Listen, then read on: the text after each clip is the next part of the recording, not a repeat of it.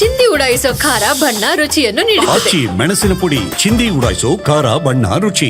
ಅವರು ಇದೆಲ್ಲ ಅದು ಅನ್ವೇಷಣೆ ಪ್ರತಿ ಒಂದು ಪುಸ್ತಕನೂ ಚೆನ್ನಾಗಿದೆ ಅವ್ರದ್ದು. ಹಾಂ ಹೌದು ಹೌದು ಚೆನ್ನಾಗಿ ಮಾತಾಡೋರು.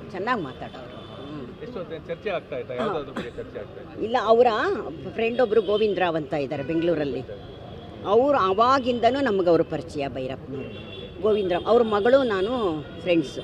ಹಾಗಾಗಿ ಅಲ್ಲಿಗೆ ಬೆಂಗಳೂರಲ್ಲಿ ಅವ್ರ ಮನೆಗೆ ಬರ್ತಾಯಿದ್ರು. ಹಾಗಾಗಿ ಅವಾಗಲಿಂದನೂ ಭೈರಪ್ಪನವ್ರ ಪರಿಚಯ. ನಂದು ಕನ್ನಡ ಮೇಜರ್ ಅಲ್ವಾ, ಸ್ವಲ್ಪ ಕನ್ನಡ ಸಾಹಿತ್ಯದ ಬಗ್ಗೆ ಒಲವು ಜಾಸ್ತಿ. ಅವ್ರ ಪುಸ್ತಕಗಳನ್ನು ತುಂಬ ಆದರೆ ನಮ್ಮ ಜೊತೆ ಅಷ್ಟು ನಾವು ಅಲ್ಲ ಅಂಥ ಸಾಹಿತಿಗಳ ಜೊತೆ ನಮಗೆ ಚರ್ಚೆ ಮಾಡೋ ಅಷ್ಟು ನಮಗಿದಿಲ್ಲ. ಆದರೆ ತುಂಬ ಚೆನ್ನಾಗಿ ಇದು ಮಾಡೋರು, ಹೇಳೋರು, ಏನಾರು ಕೇಳಿದ್ರೆ ಹೇಳೋರು. ತುಂಬ ಒಳ್ಳೆ ವ್ಯಕ್ತಿ, ಮನುಷ್ಯರಾಗಿ ತುಂಬ ಒಳ್ಳೆ ವ್ಯಕ್ತಿ, ಸಾಹಿತಿಯರಾಗೂ ತುಂಬ. ಅವರು ಕುವೆಂಪು ನಗರದಲ್ಲಿ ವಾಸವಾಗಿದ್ದಾಗಲಿಂದ ನಾನು ರಾಷ್ಟ್ರೀಯ ಹಬ್ಬಗಳನ್ನು ಮಾಡ್ತಾ ಇದ್ದಾಗ ಹಲವು ಬಾರಿ ಆ ಕಾರ್ಯಕ್ರಮಗಳಿಗೆ ಕರೀತಾ ಇದ್ದೆ. ಒಂದು ಬಾರಿ SM ಕೃಷ್ಣ ಅವರು ಬಂದಾಗ ಅವ್ರ ಇನ್ವಿಟೇಷನಲ್ಲಿ ಹೆಸರಿರಲಿಲ್ಲ.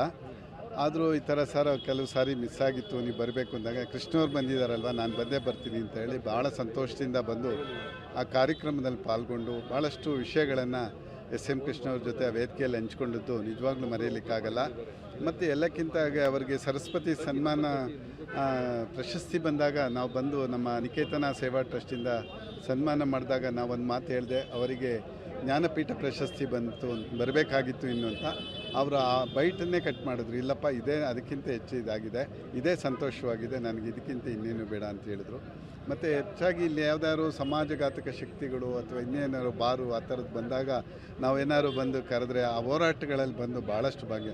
ಅವ್ರ ಮನೆ ಹಿಂಭಾಗ ಯಾವುದೋ ಒಂದು ಬಾರ್ ಆ್ಯಂಡ್ ರೆಸ್ಟೋರೆಂಟ್ ಬರ್ತದೆ ಅಂದಾಗ ಅಲ್ಲಿ ಇರತಕ್ಕಂಥ ರೆಸಿಡೆಂಟ್ಗಳು ನಾವು ಕರೆದಾಗ ಆ ಹೋರಾಟದಲ್ಲಿ ಭಾಗಿಯಾದರು.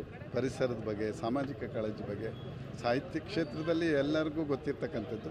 ಅದ್ರ ಜೊತೆಗೂ ಅಕ್ಕಪಕ್ಕದವ್ರ ಜೊತೆ ಭಾಳಷ್ಟು ಪ್ರೀತಿ ವಿಶ್ವಾಸಗಿದ್ದರು. ಸಮಾಜಕ್ಕೆ ಮಾರ್ಗದರ್ಶನ ಮಾಡ್ತಾಯಿದ್ರು. ಅವರು ಇವತ್ತು ಕಳ್ಕೊಂಡಿರ್ತಕ್ಕಂಥದ್ದು ಸಾಹಿತ್ಯ ಲೋಕದ ಜೊತೆಗೆ ನಮ್ಮ ಕುವೆಂಪು ನಗರಕ್ಕೂ ಭಾಳಷ್ಟು ತೊಂದರೆಯನ್ನಾಗಿದೆ. ಅವರ ಸಾವಿನ ಇದು ನಮಗೆ ಅನಾಥ ಪ್ರಜ್ಞೆಯನ್ನು ಕಾಡ್ತಿದೆ. ಸಾಹಿತ್ಯ ಲೋಕದ ಜೊತೆಗೆ ಸಾಮಾಜಿಕ ಕಳಕಳಿಯನ್ನು ಸಹ ಹೊಂದಿದ್ರು, ಹೋರಾಟಗಳಲ್ಲಿ ಭಾಗಿಯಾಗ್ತಾಯಿದ್ರು, ಸಕ್ರಿಯವಾಗಿ ತೊಡ್ಕೊಳ್ತಾ ಇದ್ರು. ಅವರು ಅದೇ ಹೇಳಿದ್ನಲ್ಲ, ಹಿಂದೆ ಅವ್ರ ಮನೆ ನಮ್ಮ ಕುವೆಂಪು ನಗರದಲ್ಲೇ ಯಾವುದೋ ಒಂದು ಬಾರ್ ಆ್ಯಂಡ್ ರೆಸ್ಟೋರೆಂಟ್ ಬರ್ತದೆ ಅಂದಾಗ ಅಲ್ಲಿರ್ತಕ್ಕಂಥ ಎಲ್ಲ ರೆಸಿಡೆಂಟ್ಸು ಸಹ ನೀವು ಬರಬೇಕು ಅಂದಾಗ ಪ್ರಧಾನ್ ಗುರುದತ್ತು, ಭಾಳಷ್ಟು ಸಾಹಿತಿಗಳು ಇವರೆಲ್ಲ ಕರೆದಾಗ ಬಂದು ಕಂಟಿನ್ಯೂಸ್ ಆಗಿ ಭಾಗವಹಿಸಿದ್ರು. ಅವ್ರು ಬಂದು ಹೋರಾಟದಿಂದ ಅದು ಬಾರುಗಳು ಬರಲಿಕ್ಕೆ ಆಗಲಿಲ್ಲ. ಈ ಥರದ್ದು ಭಾಳಷ್ಟು ಈ ಕುವೆಂಪು ನಗರದಲ್ಲಿ ಏನು ಕುವೆಂಪು ನಗರ ಇತ್ತು ಸಾಹಿತ್ಯ ಕ್ಷೇತ್ರವಾಗಿರಬೇಕು, ಇತ್ತು ಬಾರು ಮತ್ತೊಂದು ಆಗಬಾರ್ದು ಅನ್ನುವ ಒಂದು ಪ್ರಜ್ಞೆ ನಮ್ಮನ್ನೆಲ್ಲರನ್ನು ಅಂತರ್ಗತದಲ್ಲಿ ಜಾಗೃತಿಯಾಗಿ ಇಡ್ತಾಯಿದ್ರು. ಪರಿಸರದ ಬಗ್ಗೆನೂ ಭಾಳಷ್ಟು ಇದು ಮಾಡ್ತಾಯಿದ್ರು. ನಾವು ಹಲವಾರು ಸಾರಿ ಫೋನ್ಗಳ ಕರೆ ಮಾಡಿ ನಮಗೆಲ್ಲ ಮಾರ್ಗದರ್ಶನವನ್ನು ಸಹ ಮಾಡ್ತಾಯಿದ್ರು. ಹೇಗೆ ಸರ್ ತಮ್ಮ ಒಡನಾಟ? ನಮ್ಮ ಒಡನಾಟ ಅವರು ಮೊದಲನೇದಾಗಿ ನಮ್ಮ ಹೊಯ್ಸಳ ಕನ್ನಡ ಸಂಘಕ್ಕೆ ಅವರು ಧರ್ಮದರ್ಶಿಗಳು. ನಾವು ಅದಕ್ಕೆ ಈಗ ಹಾಲಿ ಅಧ್ಯಕ್ಷರು. ನಮ್ಮ ಸಂಘದ ಬಗ್ಗೆ ಹೇಳಬೇಕು, ಹಿರಿಯ ಸದಸ್ಯರು ಅವರು ನಮ್ಮ ಹೊಯ್ಸಳ ಕರ್ನಾಟಕ ಸಂಘ ನಾರಾಯಣ ಶಾಸ್ತ್ರಿ ರಸ್ತೆಯಲ್ಲೇ ಓದ್ದವರು. ಅವರು ಅಲ್ಲಿಯ ವಿದ್ಯಾರ್ಥಿ ಆಗಿದ್ದು ಅವರು ಉನ್ನತ ಮಟ್ಟದಲ್ಲಿ ರಾಷ್ಟ್ರೀಯ ಮಟ್ಟದಲ್ಲಿ ಅವರು ಹೆಸರು ಪಡೆದಿದ್ದಾರೆ. ಅವರು ಈಗ 94 ವರ್ಷ ವಯೋಸಹಜ ಮೃತಪಟ್ಟಿದ್ದಾರೆ ಅಂದ್ರೂ ನಮಗೊಂದು ದೊಡ್ಡ ಶಕ್ತಿ ನಾವು ಕಳ್ಕೊಂಡಿದ್ದೀವಿ ಅಂತ ನಮಗೆ ತುಂಬ ದುಃಖ ಆಗ್ತಾಯಿದೆ. ಇವತ್ತು ಬೆಂಗಳೂರಲ್ಲಿ ಇವತ್ತು ಅವರ ಹೃದಯ ಅವರು ಮರಣ ಹೊಂದಿರೋದ್ರಿಂದ ಮುಂದೆ ಈಗ ನಾಳೆ ಮೈಸೂರಿಗೆ ಬರುತ್ತಾ ಅನ್ನೋ ಬಗ್ಗೆ ನಾವು ಯೋಚನೆ ಮಾಡ್ತಾಯಿದ್ವಿ. ಮೈಸೂರಿಗೆ ಅವರ ಮೃತದೇಹ ತಂತು ಅಂದರೆ ಎಲ್ಲರಿಗೂ ತುಂಬ, ಯಾಕೆಂದರೆ ಅವ್ರಿಗೆ ತುಂಬ ಖುಷಿ ಇದ್ದಿದ್ದು ಮೈಸೂರು. ಅದರಿಂದ ಮೈಸೂರಿಗೆ ತಂದರೆ ತುಂಬ ಒಳ್ಳೆಯದು ಅಂತ ನಾನು ತುಂಬ ಅನಿಸಿಕೆ. ಸಂಘದ ಚಟುವಟಿಕೆಗಳಲ್ಲಿ ಯಾವ ರೀತಿ ಭಾಗಿಯಾಗ್ತಾರೆ? ಯಾಕಂದರೆ ಸಕ್ರಿಯ ಸದಸ್ಯರಿದ್ದರು ಅಂತ ಹೇಳಿದ್ರೆ ನಿಮ್ಗೆ ಹೇಳಬೇಕು ಅಂದರೆ ನಮ್ಮ ಸಂಘದಲ್ಲಿ ಒಂದು 6 ವರ್ಷದಿಂದ ಒಂದು ಎಲೆಕ್ಷನ್ ಆಯಿತು. ಇದುವರೆಗೆ ಸಂಘದಲ್ಲಿ ಎಲೆಕ್ಷನ್ ಆಗಿರಲಿಲ್ಲ. ಅವರ ಮನೆಯವರೆಲ್ಲ ಬಂದು ಎಲೆಕ್ಷನ್ ಮಾಡಿದ್ರು, ಇನ್ಕ್ಲೂಡಿಂಗ್ ಭೈರಪ್ಪನವ್ರು ಸಹಿತ ಬಂದು ಎಲೆಕ್ಷನ್ ಮಾಡಿದ್ದಾರೆ. ಆ ಥರ ತುಂಬ ಅವ್ರಿಗೆ ನಮ್ಮ ಸಂಘ ಅಂತ ಅಂದರೆ ಅವ್ರಿಗೆ ತುಂಬ ಇದಿತ್ತು. ಎಲ್ರಿಗೂ ಬಗ್ಗೆನೂ ತುಂಬ ಅಭಿಮಾನ ಇತ್ತು. ಆಯಿತಾ, ನಮ್ಮ ಹೊಯ್ಸಳ ಕರ್ನಾಟಕ ಸಂಘದಿಂದ ಅಂತ ಅಂದರೆ ಅವರು ಎಷ್ಟು ಬಂದ ಕೂಡಲೇ ಎಲ್ಲ ಸ್ವಾಗತ ಮಾಡ್ತಾಯಿತ್ತು ಅಂದರೆ ಅಷ್ಟು ತುಂಬ ಚೆನ್ನಾಗಿ ನಮಗೆಲ್ಲ ಸ್ವಾಗತ ಮಾಡ್ತಾಯಿದ್ರು. ಅವರು ನಮಗೂ ನಮ್ಮ ಸಂಘಕ್ಕೂ ಕೊಡುಗೈ ದಾನಿಗಳು. ಅವ್ರು ಕೊಟ್ಟಿರೋದ್ರಲ್ಲಿ ನಾವು ಹಾಸ್ಟೆಲ್ ಬಿಲ್ಡಿಂಗು ಕಟ್ಟಿದ್ದೀವಿ, ಎಲ್ಲ ಮಾಡಿದ್ದೀವಿ ಅವ್ರಿಗೆ. ಹೌದು, ಬೆಂಗಳೂರಿಂದ ಬರುತ್ತೆ ಅಂತ ಅಂದ್ಕೊಂಡಿದ್ದೀವಿ. ಕೆಲವು ಮಾಹಿತಿ ಪ್ರಕಾರ ಮೈಸೂರಿಗೂ ಬರುತ್ತೆ ಬಾಡಿ, ನಾಳೆ ಮಧ್ಯಾಹ್ನದ ಮೇಲೆ ಬರುತ್ತೆ ಅಂತ ಇದ್ದಾರೆ. ಬಂದರೆ ತುಂಬ ಒಳ್ಳೆಯದು ಅಂತ ನಮ್ಮ ಅನಿಸಿಕೆ. ನಾವು ಒಂದು 6 ತಿಂಗಳಾಯ್ತು ನೋಡಿ ಬಂದು ಮಾತಾಡ್ಸಿ.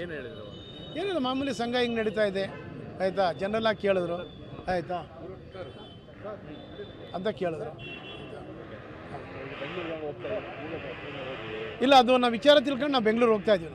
ನಾವೆಲ್ಲ ಸಂಘದಿಂದ ಎಲ್ಲರೂ ವಿಚಾರ ತಿಳ್ಕೊಂಡು ನಮ್ಮ ಕಾರ್ಯಕಾರಿ ಮಂಡಳಿ ಎಲ್ಲ ಹೋಗ್ತಾ ಇದ್ದೀವಿ ನಾವು. ಸರ್ ತಮ್ಮ ಒಡನಾಟ ಹೇಗಿತ್ತು ಸರ್? ಸರ್ ನಾವು ಗಂಗಾರಾಮ್ ಅಂತ ಹೇಳ್ಬಿಟ್ಟು ನಾವು ಅವರ ವಾಕಿಂಗ್ ಬಂದಂಥ ವೇಳೆಯಲ್ಲಿ ವಾಕಿಂಗ್ ಬರ್ತಕ್ಕಂಥ ವೇಳೆ ನಾವು ಅವ್ರ ಜೊತೆ ಚರ್ಚೆ ಮಾಡ್ತಾ ಸಂವಾದ ಮಾಡ್ತಾ ನಾವು ವಾಕಿಂಗ್ ಮಾಡ್ತಾಯಿದ್ವಿ. ಅವರು ತುಂಬ ಹಿರಿಯರಿದ್ದಾರೆ, ನಾವು ತುಂಬ ಕಿರಿಯರಿದ್ದೀವಿ. ಸೊ ಆದರೂ ಅವರ ಕಾದಂಬರಿಗಳಲ್ಲಿ ಬರ್ತಕ್ಕಂಥ ವಿಷಯಗಳ ಬಗ್ಗೆ ನಾವು ಚರ್ಚೆ ಮಾಡ್ತಾಯಿದ್ವಿ. ಅವರು ತುಂಬ ಟೈಮ್ ನಮಗೇನು ಕೊಡ್ತಾ ಇರಲಿಲ್ಲ, ಜೊತೆಲಿ ಹೋಗೋಕ್ಕೆ ಒಂದು 5 ನಿಮಿಷ 10 ನಿಮಿಷ ಅಷ್ಟೇ, ಸಾಕು ಹೋಗಪ್ಪ ಅಂತ ಹೇಳಿ ಕಳಿಸ್ಬಿಡೋರು. ಸೊ 5 ದಿನಗಳಲ್ಲಿ ಸಾಹಿತ್ಯ ಲೋಕಕ್ಕೆ ಅವರ ಅಗಲಿಕೆಯಿಂದ ತುಂಬ ದುಃಖ ಆಗಿದೆ ಅಂತೇಳಿ ಹೇಳ್ಬೋದು. ಏನೆಲ್ಲ ಚರ್ಚೆಗಳಾಗ್ತಾ ಇತ್ತು ತಾವು ವಾಕ್ ಹೋಗ್ಬೇಕಾದ್ರೆ, ಮತ್ತು ಎಲ್ಲಿ ವಾಕ್ ಮಾಡ್ತಾ ಇದೆ ಅಂತ? ಇದೇ ರೋಡಲ್ಲಿ ನಮ್ಮ ಅನಿಕೇತನ ರಸ್ತೆಯಿಂದ ಮತ್ತು ಆಂದೋಲನ ಸರ್ಕಲ್ನ ಮುಂದಕ್ಕೆ ಬರ್ತಾ ವಾಕಿಂಗನ್ನು ಮಾಡ್ತಾಯಿದ್ರು. ಸೊ ವಾಕಿಂಗ್ ಮಾಡುವಾಗ ನಾವು ಅವರ ಕಾದಂಬರಿಗಳಲ್ಲಿ ಆವರಣ ಕಾದಂಬರಿ, ಅವರ ಆತ್ಮಕಥೆ ಭಿತ್ತಿ, ಸೊ ಅದರಲ್ಲಿ ಬರ್ತಕ್ಕಂಥ ಪ್ರಸಂಗಗಳ ಬಗ್ಗೆ ನಾವು ಆತ್ಮೀಯವಾಗಿ ಚರ್ಚೆ ಮಾಡ್ತಾಯಿದ್ವಿ. ಸೊ ಇದೆಲ್ಲವೂ ಕೂಡ ನಮಗೆ ಅವರ ಒಂದು ಅಗಲಿಕೆಯಿಂದ ನಮಗೆ ಸಾಹಿತ್ಯ ಲೋಕಕ್ಕೆ ನಷ್ಟ ಆಗಿದೆ ಅಂತೇಳಿ ಹೇಳ್ಬೋದು. ಈಗ ನಮಗೆ ಬೇರೆ ಮಾಧ್ಯಮಗಳಲ್ಲಿ ಏನು ಆನ್ಲೈನ್ ಮಾಧ್ಯಮಗಳಲ್ಲಿ ಈಗ ಒಂದು ಕೊನೆಯದಾಗಿ ಯಾವಾಗ ನೋಡಿದ್ದಂತ SL ಭೈರಪ್ಪ ಅವರಿಗೆ ಹುಬ್ಳಿನಲ್ಲಿ ಒಂದು ಕಾರ್ಯಕ್ರಮ ನಡೀತು. ಆ ಹುಬ್ಳಿಯ ಕಾರ್ಯಕ್ರಮದಲ್ಲಿ ನಮಗೆ ಸಿಕ್ಕಿ ಅಲ್ಲಿ ಮಾತಾಡಿಸಿದ್ದು. ಆಗ ಅವರು ಸುಮಾರಾಗಿ ಆರೋಗ್ಯವಾಗಿ ಇದ್ದರು ಅಂತ ಭಾವಿಸ್ತೀನಿ. ಸರ್ SL ಭೈರಪ್ಪ ಜೊತೆ ಒಡನಾಟ ಹೇಗಿತ್ತು ಸರ್? ಒಡನಾಟ ಆಗಲೇ ತೊಗೊಂಡ್ರು ಸರ್. ಅವರು ಒಡನಾಟ ಅಂದ್ರೆ ಅವ್ರಿಗೆ ನಾವು ಯಾವುದೇ ವಿಷಯ ಮಾತಾಡಿದ್ರು ಕೂಡ ಅಷ್ಟೊಂದು ಚೆನ್ನಾಗಿ ಹೇಳ್ತಿದ್ರು. ಭಾಳ ವ್ಯಕ್ತಿತ್ವ, ಸಾಹಿತ್ಯದ ಯಾರೇ ಬಂದರೂ ಕೂಡ ಯಾವುದೇ ವಿಷಯ ಬಗ್ಗೆ ಮಾತಾಡಿದ್ರು ಕೂಡ ಅವರಿಗೆ ಅತ್ಯಂತ ಪ್ರೀತಿಯಿಂದ ಮಾತನಾಡ್ತಿದ್ರು ಅಂತ ಒಬ್ಬ ದೊಡ್ಡ ವ್ಯಕ್ತಿತ್ವ ಇತ್ತು ಭೈರಪ್ಪನವರು. ನಾನು ಹೋದ ವರ್ಷ 2000